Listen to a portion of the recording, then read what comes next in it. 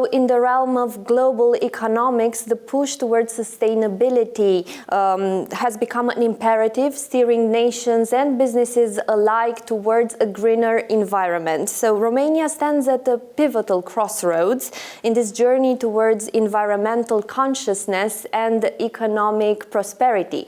My guest today is Makhtar Diop, the Managing Director of International Finance Corporation, a member of the World Bank Group. So we will try to explain the Romania's private sector intricacies and how we can achieve this goal of the green transition. So my first question is, we have a global focus on sustainability. Why is it crucial for Romania and for the wider region to concentrate on this issue and to put this issue on their economic agendas? Now, thank you so much to give me an opportunity to say a little bit what we are doing. This is an opportunity, but also this is a solution. Romania can be a solution for the rest of Europe. Let me tell you why. 1/3 of your energy production is coming from hydro, roughly. You have offshore wind. You have solar. It's a very few countries in Europe which have these three sources of renewable energy in the same country. So you can be a solution because those resources exist in abundance in the country. So having the right framework, having a framework which attracts private sector investment, in addition to public investment, allow really to liberate all the potential of Romania, to solve the problem of Romania, to make sure that Romania has a green transition, but also to export to the rest of Europe that. And this is something quite important. It's important because today we are seeing that a lot of countries want to do it but don't have the natural resources. We have an opportunity to use it in the economy in Romania. I just met clients today which are working in the logistics sector.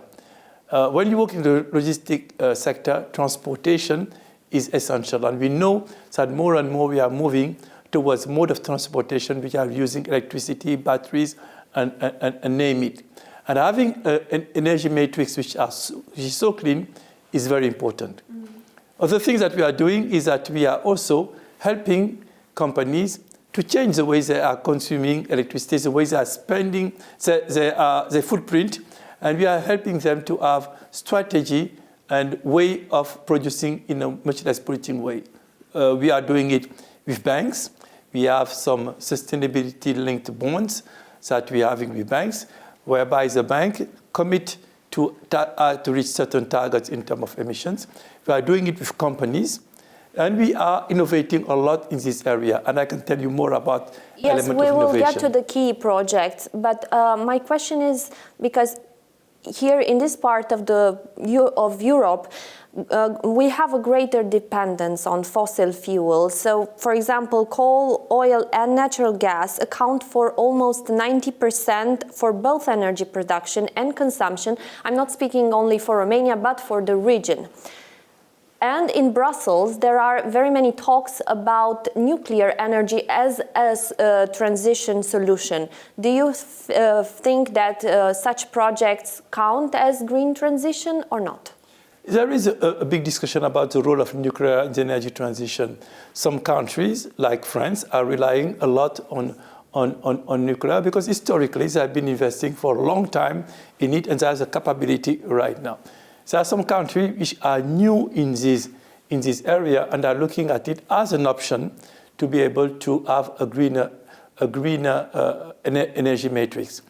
This requires some discussion within the countries, in the society, to agree that this is the way country want to go. So it's something which is very specific to each country, a little bit on the preferences that the people have around nuclear energy. What I know is that we have seen a lot of advances in terms of technology in this area. We are talking more and more about small modular reactors, which seems to be much faster to install, where the wasted are easier to manage. And we are hearing more and more conversation around that as being part of the energy transition. So I think the short answer is that the decision to use nuclear or not is really specific to each country and based basically on the conversation that people have in that nation and the appetite for them to include nuclear in the energy transition. So can you elaborate on some other key projects that Romania could implement and could benefit finance from? We are talking about offshore wind, and there is a big potential in Romania for offshore wind. And this is something that we have actually done some analytical work, some advisory to advise the government of Romania under the which conditions that they can produce in an economical way energy coming from the sea. Mm-hmm. Secondly, we have solar energy. If you put aside the southern European country like Spain and Portugal, Romania is one of the countries which have an exposure to sun which is very large and allows them to have a strong production of solar. So we are working also on investment related to solar energy. The third one is we are not directly involved, but is something that exists in Romania is hydroelectricity. So you have actually, not to get too technical, a situation which is quite interesting because part of your base load, what is called the base load, which is allowing you to add some renewable energy in your matrix, is not made essentially of fossil fuel, but largely from renewable energy, which is hydro. That's a huge advantage that the country has to be able to have an energy transition which is greener than most of the countries which are surrounding Romania and who are not access to nuclear energy. So you said Romania could be a very important actor, maybe the most important actor in the region, in this area.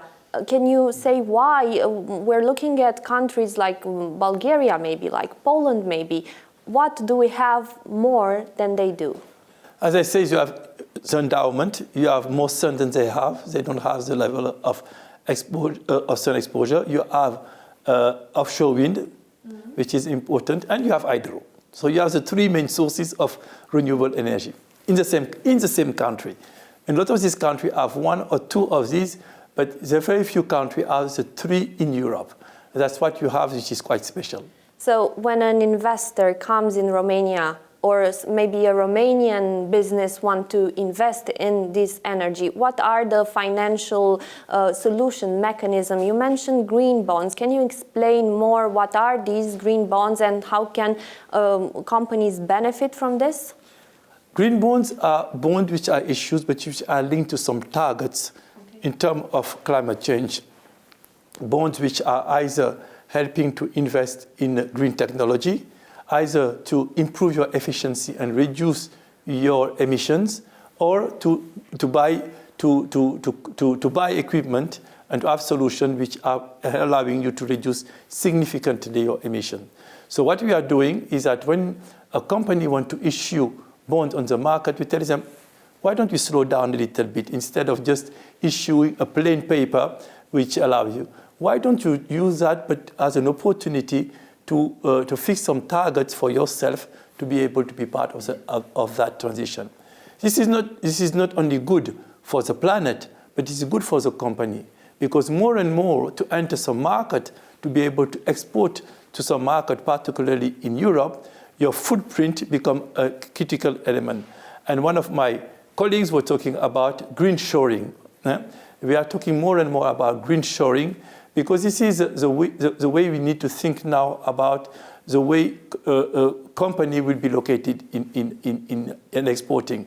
Because people are not looking only about the cost of your product, but they're looking also the way you are producing your goods. So this is one of the things that we're doing. Secondly, we are working with the financial sector, because in fact a lot of the financing is done through the banks. Excellent. So let's talk about a practical scenario. So I'm a business and I want to go to a bank. what options do I have if I want to invest in green transition solutions? What can be challenging for me to invest in such solutions, in finding financing, and what are my opportunities? First, you need to have a good business plan, because the banker will not lend you money if you don't have a business plan. So you have to do your homework, and I think that my assumption is that whoever goes to a bank has done his or her homework well. I see that you emphasize a lot on the importance of transparency, of market transparency and the reporting mechanism in the green finance. So how do you work from enhancing this transparency, particularly in regions such as ours, where reporting standards may be less developed? We are the leading in the world in terms of sustainable banking reporting and standard. Actually, a lot of the standards have been coming from IFC, which I worked in the sustainable banking network, have socialized some of the standards that we have. What we are doing in a lot of countries, we are working on the green taxonomy. The green taxonomy helps you define what is exactly a green bond to avoid greenwashing. The new frontier is that now we are working on blue bond certification. We are working on the taxonomy around blue bonds. So everybody will be working on an insurance bond related to the sea, plastic, marine plastic, or others. We will be able to certify it. So this is something quite important in addition to our advisory that we are doing and which will be helping crowding in private sector. So let's take a look at the bigger picture, because now, considering the recent geopolitical tensions stemming from the war in Ukraine, is green transition a priority? Because many countries in Europe, let's say they press pause on the green transition projects. You're saying that green transition is the solution, but is it the solution short term because we are facing a war at our borders? I have done many conferences on Ukraine, and what people have been saying is that when Ukraine will be entering their phase of reconstruction, it should be done in a sustainable way, not to rebuild the country with the energy inefficiencies that we had. But currently, the country doesn't have those companies because of the war and so forth. But imagine this, if Romania developed a very good construction material industry here, and does it with green energy, which means that the carbon content of this material will be much lower than anything that have been seen in Ukraine, and export it to Ukraine, you are not posing on the green transition. Actually, you are anticipating it and anticipating the reconstruction of the country, which is what we all need to do and be prepared for. So this is an example where at the face of issue, it might look that it's impossible to work on these two issues, but in reality, there is an opportunity, and there are many opportunities to do that. Yes, but you speak about a medium-term plan. When I was asking if a short-term plan is hit pause and expect the development of the war, because in Romania, even the Minister of Energy spoke about gas as a transition solution before building facilities, greener facilities. Do you think that maybe such solutions could be short-term as a quick response to the war at our borders? Yes, I think the international community, including the European Union, have considered that gas to power is a transition solution to be able to go towards energy transition. Let me give you an example, which is not in Europe. There are a lot of countries which are producing and relying heavily on coal currently.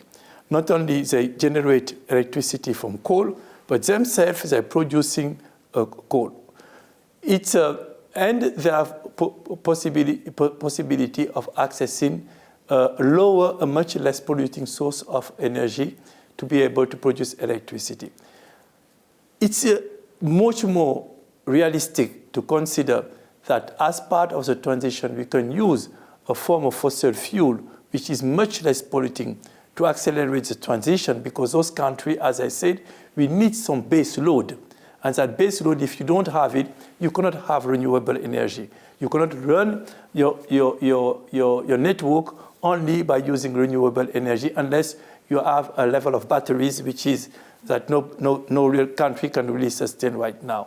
So if you need base load and you don't have nuclear energy, you don't have hydro energy, you have, and you don't want to use coal, you have to use one form of fossil fuel. And what we have been, as a consensus that we are seeing being built now, is that for some period, as we are building the capability of having a base load which is not as polluting, the gas could be a solution for in many cases. So do you think such a project could find financing even if is doubtfully green transition project? Europe has said that gas to power is part of the transition. It's not what I'm saying, it's what the European authorities are saying. So from your experience and from your visit in Romania, what are the challenges? Because of course, there are many advantages of proposing green transition project, but here in Romania, the people say that things move very slowly. So, in your opinion, what are the challenges for businesses who want to propose green transition projects? One of the elements of discussion that we think would be important to have is to see how we can have as much clarity as possible on the regulatory framework. The first thing that an investor looks when he comes in a sector is what is the regulatory framework, what are the regulations, is it giving us the clarity that is needed to make investment which have a long period of payback period, because we are mobilizing a lot of capital. So having the more clarity we have on the regulatory framework, the more you have a likelihood for people to come and invest in sector which have sometimes a return and a payback period which is a bit long. So that is something that needs to be done, and it's constant work because regulation needs to be looked at in a context to see if they're adapted. Secondly, sometimes in a situation particularly the technology is changing. So you suggest that public-private partnerships can accelerate the green transition? Absolutely, and we are very optimistic that they can do it because a new law has been approved recently. A new law, the World Bank Group has been working very hard with the government to have this law, and we expect that with this new law, it will open new opportunities for PPP programs in Romania. In Romania. So, from your experience, what kind of investors could Romania attract for this kind of projects? And if you know some investors, what are the key projects they already manifested interest in? I've seen a lot of interest in logistics, but also logistics done in a green, with a much reduced footprint. So that's something that we are investing in, and we are seeing a lot of interest, particularly with the geopolitics. The logistics of Romania becomes more and more important for the movement of goods in Europe. So this is an area we see a lot of interest. A second one that we are seeing also increasing interest is to use agriculture, really, the potential of agriculture in Romania. And there is a sense that is not enough exploited, and particularly when you have that crisis, the food crisis that we had following the conflict. So what can be done there would be important. The third one is to exploit the potential on renewable energy to position better Romania as an exporter of renewable energy. If you take the country of the south of Europe, Spain and Portugal, and particularly Spain, they are becoming now one of the largest producers of renewable energy and are able to feed the European market with renewable energy. So I think that this is a type of ambition that Romania could have based on the potential that they have currently. So Are Romanian entrepreneurs ready for such projects? Because you're speaking about big projects, the big picture, but usually they find it difficult to think globally. What you're suggesting is to think, if not globally, at least in the region. In your expertise, are Romanian entrepreneurs ready for that? I mean, Romanian investors are like everybody. They're creatives, they're ideas, they're entrepreneurs, and I think that the combination of their skills and their knowledge of the market with investors from outside Romania, that juncture will be able to take the level of investment to the next level. So, and I think that there is appetite for investors from outside Romania to come in Romania. All the investors I met, a lot of them are foreign investors, so they see Romania as a really interesting place to invest. So what we want to see is continue that effort, but have much more joint venture between local investors and people investing from abroad. And I think that at the long run, we start attracting more and more institutional investors to look at Romania, particularly for the infrastructure sector, which will be becoming a bottleneck to the growth of the country if we don't move investment to the level that is required. So now I'm looking at an even bigger picture, and I see voices in the United States saying that the green transition is not the solution. These voices come from the political section. Do you think that it could affect our region? Could those voices be heard here in Bucharest, for example? I mean, politics is politics. You will hear always different and contradictory views. But what I can say is today, the economics of renewable energy makes sense. Today, I start working on this issue for a while. At some point, I was vice president for infrastructure at the World Bank, and I saw how the cost of production of solar energy has gone down dramatically.